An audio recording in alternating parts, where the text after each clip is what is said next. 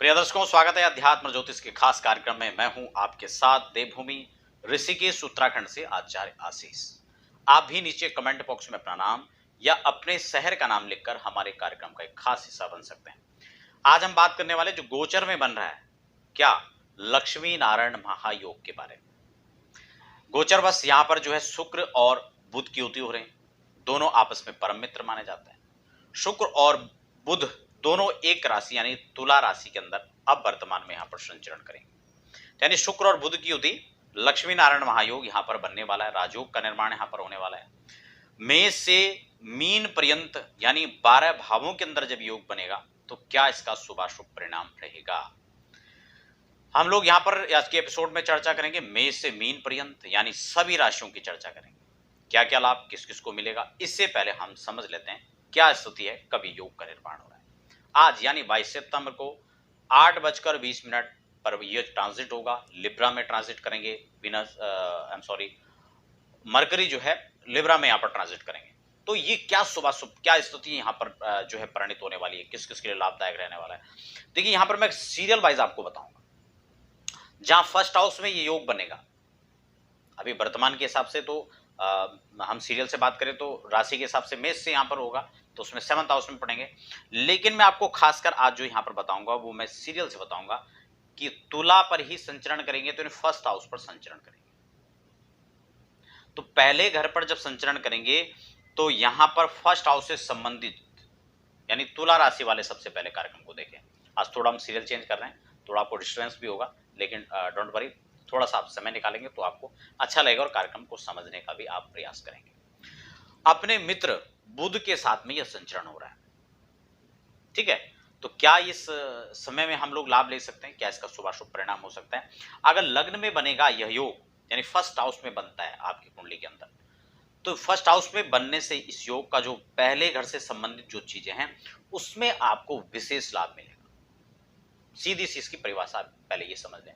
और 7वें घर पर इसकी दृष्टि रहेगी तो 7th हाउस से रिलेटेड भी जो चीजें हैं वहां पर भी ये योग इफेक्टेड रहेगा और इससे संबंधित जो शुभाशुभ परिणाम है वो यहां पर देखने को मिलेंगे।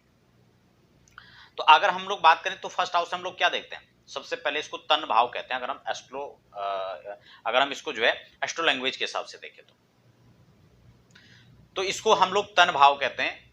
ज्योतिष की विशुद्ध भाषा में तन भाव ही इसको कहा जाता है, जिसको हम लग्न भी कहते हैं ज्योतिषी भाषा। तो उसकी लग्न पर बैठने से आपको सुंदर शरीर की प्राप्ति होगी, सुंदर स्वास्थ्य की प्राप्ति होगी, आकर्षण आपका जो है व्यक्तित्व और शरीर आपका चेहरा ये उस व्यक्ति के अंदर आकर्षण, क्योंकि एक तो शुक्र यहां पर ऑलरेडी जो है अच्छे माने जाते हैं, दूसरा यहां पर बुध उनको, क्योंकि बुध का एक नैसर्गिक प्रभाव और स्वभाव है, वो जिसके साथ बैठता है उससे संबंधित फल को वहां पर देता है। तो नैसर्गिक ये व्यवस्था है, तो आप समझ सकते हैं कि यहां पर जो शुक्र का प्रभाव है वो डबल हो जाएगा। आपके सुख संसाधन की बात करें, आपकी मैरिड लाइफ की बात करें, आपकी लव लाइफ की बात करें, आपकी पार्टनरशिप से संबंधित कोई कार्य है, आप कोई पार्टनरशिप में बिजनेस करते हैं, कोई भी काम आप करते हैं, तो आपको जब फर्स्ट हाउस में ये योग बनेगा तो उसके लिए अच्छा रहेगा, उसके लिए सुखद परिणाम यहां पर रहेगा। अब हम बात करेंगे यदि सेकंड हाउस के अंदर योग बनेगा तो कुटुंब के लिए, परिवार के लिए यह अच्छा रहेगा। कुटुंब का मतलब एक तो आजकल तो परिवार का दायरा होता है बहुत सीमित होता है, हम दो हमारे दो या ओनली जो एक पति पत्नी और उनके बच्चे, चाहे एक हो दो हो तीन हो चलेगा, लेकिन वो उसी दायरे को परिवार कहते हैं। लेकिन कुटुंब जो पहले हम लोग देखा करते थे, हमारा चाचा ताऊ भाई बंद सभी लोग उसमें इंक्लूड होते थे, तो उसको कुटुंब कहा जाता है। तो कहीं ना कहीं हम कुटुंब का विचार इससे करेंगे। कुछ पैतृक जो संपत्ति है उसका विचार भी हम इससे करेंगे। पैतृक संपत्ति का कोई भी मामला हो, उसमें कोई अड़चने हैं, विवाद हैं, तो वो यहां पर जो है सॉल्व हो सकते हैं।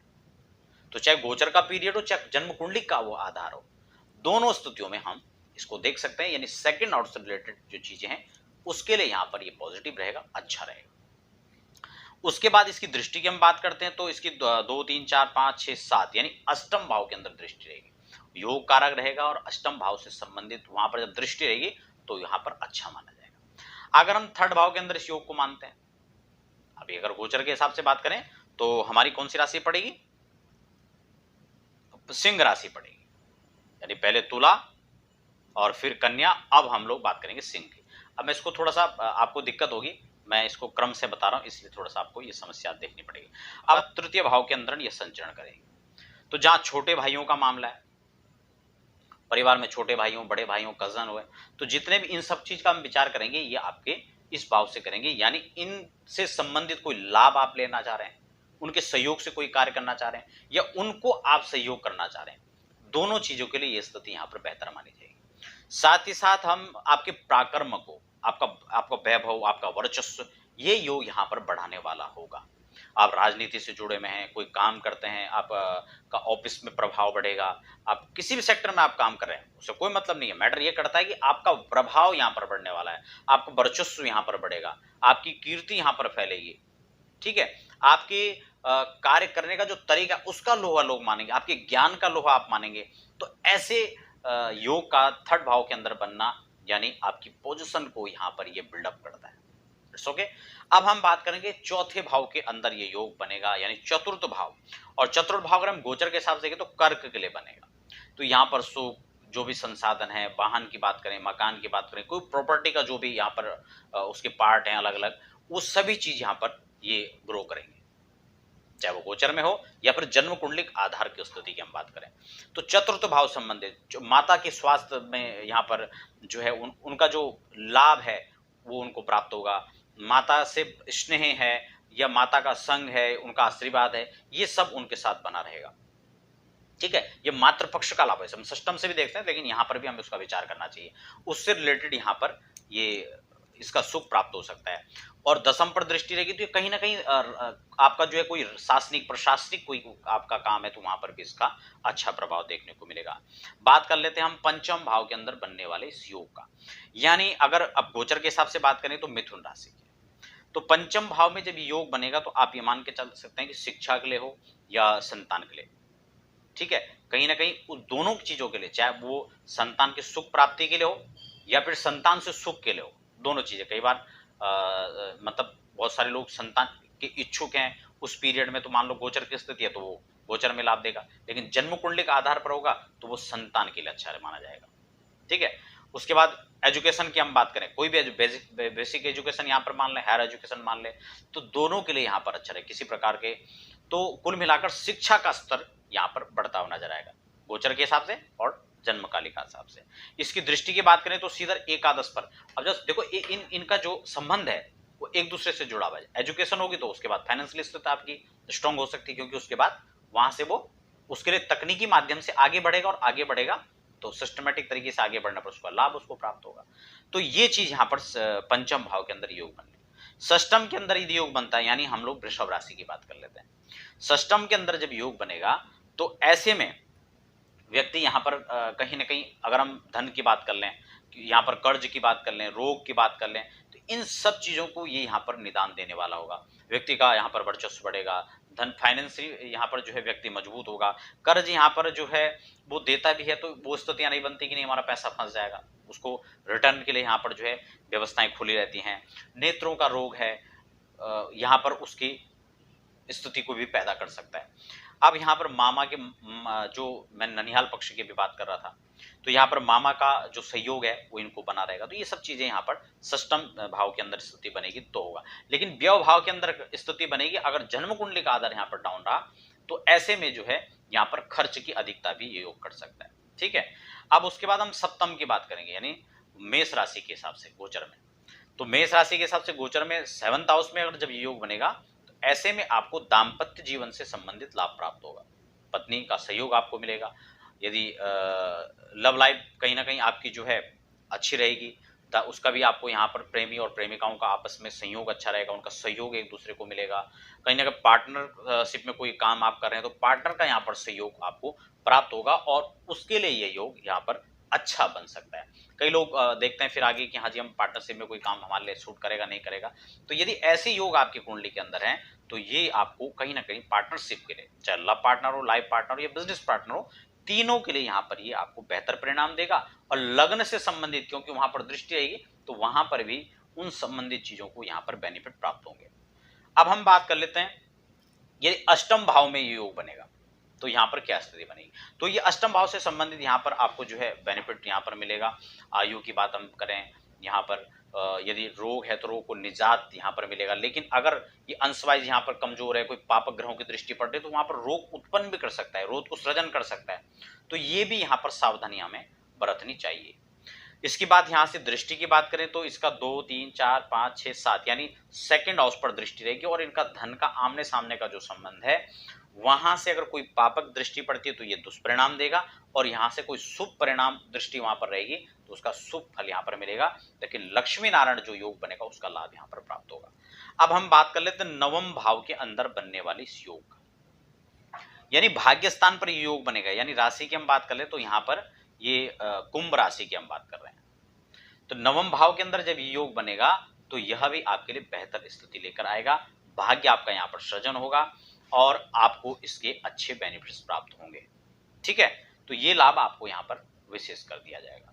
अब हम बात कर लेते हैं इसकी दृष्टि की, तो 2, 3, 4, 5, 6, 7 यानी पराक्रम पर दृष्टि जाएगी। अभी देखो ये भी एक दूसरे का संबंध है, क्योंकि नवम और तृतीय का जहां संबंध बनेगा, क्योंकि आपका पराक्रम बढ़ेगा, आप मेहनत करेंगे तो रहमत स्वाभाविक है भाई, पराक्रम से तो भाग्य बनेगा, मेहनत से ही बनेगा, तो भाग्य यहाँ पर अच्छा रहेगा, उसका आपको बेनिफिट मिलेगा। क्यों? क्योंकि आपका पराक्रम श्रेष्ठ होगा, तो ये यहाँ पर आपके लिए रहेगा। अब हम बात कर लेते हैं दसम भाव के अंदर बनने वाले योग का। अब दसम के हिसाब से हम गोचर की बात करें तो ये मकर राशि मानी जाएगी, और मकर राशि के हिसाब से देखा जाए तो दसम के अंदर, यानी दसम के अंदर अगर लक्ष्मी नारायण योग का निर्माण हो रहा है तो राजकीय कार्य हैं, कोई भी सरकारी काम है, जॉब की हम बात करें, गवर्नमेंट जॉब की बात करें, तो यहां से आपको प्राप्त होंगे। आप गवर्नमेंट कॉन्ट्रैक्टर बन रहे हैं, आपके लिए उसके लिए अच्छे योग हैं। ठीक है, आप शासनिक प्रशासनिक कार्यों में आईएएस है, आईपीएस है, या वकालत के फील्ड में है, तो ये सभी चीजों में यहाँ पर जो है ये योग आपको सपोर्ट करेगा। इससे संबंधित यहाँ पर धनार्जन की स्थितियों को, धन उपार्जन की स्थिति को यह यहाँ पर सृजन करेगा, उत्पन्न करेगा। चौथे भाव में इसके सीधी दृष्टि रहेगी। आप समझ सकते हैं जब इतने बड़े पदों पर, कदों पर आदमी व्यक्ति होगा तो सुख संसाधनों की वहां पर कमी नहीं होने वाली है। That's okay. अब हम बात कर लेते हैं एकादश के अंदर, यानी 11th हाउस के अंदर योग बनेगा। अगर आज हम इस कार्यक्रम के हिसाब से माने तो हम लोग बात करेंगे धनु राशि की, और एकादश में जब ये योग बनेगा तो आप ये माने कि यहाँ फाइनेंशियली स्थिति काफी अच्छी रहेगी, यहाँ पर बिल्डअप कर पाएंगे, यहाँ पर आप ग्रो कर पाएंगे। और एक चीज है, इसका यहाँ पर दृष्टिगत जो संबंध रहेगा 2, 3, 4, 5, 6, 7 यानी पंचम हाउस पर। मैंने क्या कहा पहले भी, जब शिक्षा रहेगी तो आपका धन का स्तर बढ़ेगा। शिक्षा का मतलब केवल विद्यालयों का ज्ञान नहीं है, स्कूली ज्ञान नहीं है, जो भी आप अपने जीवन में अपने कुछ सीख रहे हैं, कुछ कर रहे हैं, कुछ जानते हैं, तो वो विद्या आपके लिए आगे धनोपार्जन का भी एक साधन बनेगा। आपका टैलेंट जो है, आपकी जो विद्या है, एजुकेशन है, वो आपके लिए आगे आय का भी साधन उत्पन्न करेगी। तो अर्निंग के स्रोत यहाँ पर ये पैदा करेगा। और यहाँ इसके शिक्षा में इसका आपस में आपको इसका संयोग मिलेगा। बहुत सारे लोग हमने देखे कि एक एज बहुत ज्यादा होने पर भी वह पुनः पुनः शिक्षा के क्षेत्र से जुड़े रहते हैं और वहां अर्जन करते रहते हैं। अब हम बात करेंगे यदि 12th हाउस के अंदर ये योग बनेगा, तो यानी आज के गोचर के हिसाब से हम बात करें तो वृश्चिक राशि की हम बात कर लेते हैं। तो गोचर के हिसाब से अगर यह स्थिति बनती है और द्वादश में यदि लक्ष्मी नारायण योग का निर्माण हो रहा है, तो यहाँ खर्च का भाव इसको माना जाता है, और साथ ही साथ यहाँ पर मानसिक स्थिति को भी देखा जाता है। तो यहाँ पर शुक्र इस स्थिति में बैठेगा तो आपका जो एक जीवन का एक लाइफ स्टाइल जो होगी, जीवन जीने का जो एक तरीका होगा, वो एक बहुत खुला मिजाज होगा। ऐसे व्यक्ति बहुत खुले मिजाज के हो सकते हैं। खर्च करने के माहौल में देखा जाए तो वो बिल्कुल भी यहाँ पर कंजूसी नहीं करते। और एक चीज और है, अगर शुक्र की स्थिति यानी यहाँ पर एक कोई पापक ग्रहों की दृष्टि के साथ है, या यहाँ पर कोई और युति भी साथ में हो जाती है, तो ऐसे में नेत्र रोग की यहाँ पर स्थिति को पैदा कर सकता है, मानसिक बेचैनी को पैदा कर सकता है, मानसिक विक्षिप्तता को यहाँ पर दिखा सकता है। तो ये चीज यहाँ पर है। अच्छा, एक चीज और भी है कि अगर बड़े पद और कदम है तो यहाँ पर व्यक्ति गमन कर जाएगा, भ्रष्टाचार के जो है उसमें इन्वॉल्व हो सकता है। दूर दराज की यात्राएं भी यहाँ पर ये योग करा सकता है। ठीक है, घूमने के उद्देश्य से देख लो या काम के उद्देश्य से देख लो, यह दूर दराज की यात्राएं भी आपको कराएगा। और कहीं ना कहीं अगर स्थिति प्रतिकूल है तो यहाँ पर मुकदमे हैं और इस प्रकार की जो समस्या हैं, झगड़े हैं, फसाद है, इनमें भी ये योग डाल सकता है। लेकिन अगर यहाँ शुभ ही दृष्टि है, योग भी यही बन रहा है और प्रॉपर इस पर किसी प्रकार का कोई यहाँ पर इस योग में कोई दिक्कत नहीं है, तो ये आपको बहुत अच्छे सुखद परिणाम देगा। यात्राओं को लेकर, धन को लेकर, खर्च तो होगा। अच्छा, खर्च कब होगा? जब आय होगा तभी तो खर्च होगा। तो वो सब स्थिति यहाँ पर पैदा होंगी।